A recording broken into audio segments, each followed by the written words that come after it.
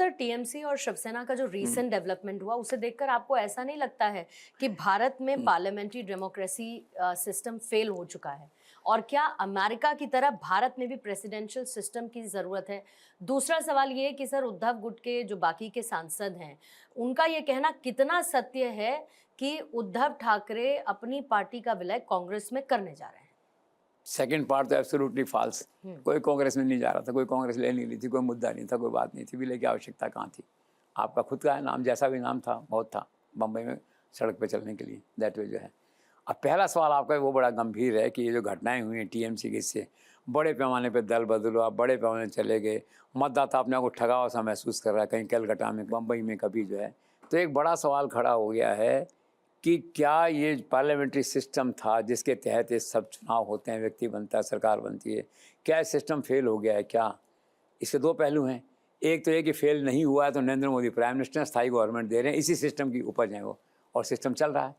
दूसरा इशू ये कि ये जो घटनाक्रम चला है सारा, इसने क्वेश्चन मार्क खड़ा कर दिया है कि क्या ये सिस्टम फेल हो गया तो प्रेसिडेंशियल सिस्टम लाएं क्या? आप प्रेजेंट सिस्टम भी ले आइए, मैं तो उसके समर्थन में रहता हूँ हमेशा। लेकिन मूल बात यह है जिस पे कोई मानेगा नहीं और पॉलिटिकल पार्टी मानेगी भी कैसे।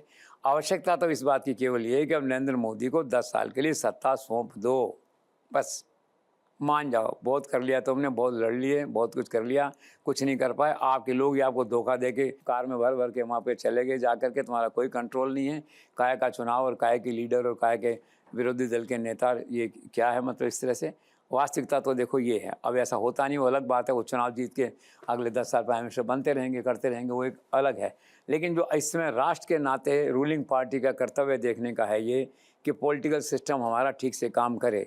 और जो घटनाएं हुई हैं उन्होंने पार्लियामेंट्री डेमोक्रेसी के सामने गंभीर चुनौती खड़ी की, इसमें तो कोई संदेह नहीं है। फेल हुई कि नहीं हुई, दो पार्ट, मैंने कहा नरेंद्र मोदी वाला पार्ट सक्सेसफुल है, ये पार्ट फेल है। तो अब आवश्यकता इस बात की है कि अब राहुल गांधी कैसे माने और पॉलिटिकली माने भी कैसे, क्यों माने दैट वे कि हाँ नरेंद्र मोदी 10 साल प्राइम मिनिस्टर बन जाओ। हालात तो देश के ऐसे हैं भाई कि सब छोड़ के अपना टाइम वेस्ट मत करो। एक मान लो बात, एक आदमी को सत्ता मिली हुई सौंप दो, कोई छोटे मोटे चेंजेस करने कर लो, और 10 साल तक एक एजेंडा बना लो डेवलपमेंट का कंट्री का, और सारों मिल के उसे सपोर्ट करो।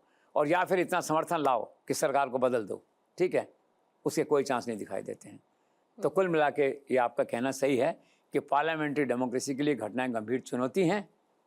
अब लेट्स सी, इसका जो उत्तर है वो समय के घर में है। तो let's see what finally comes out.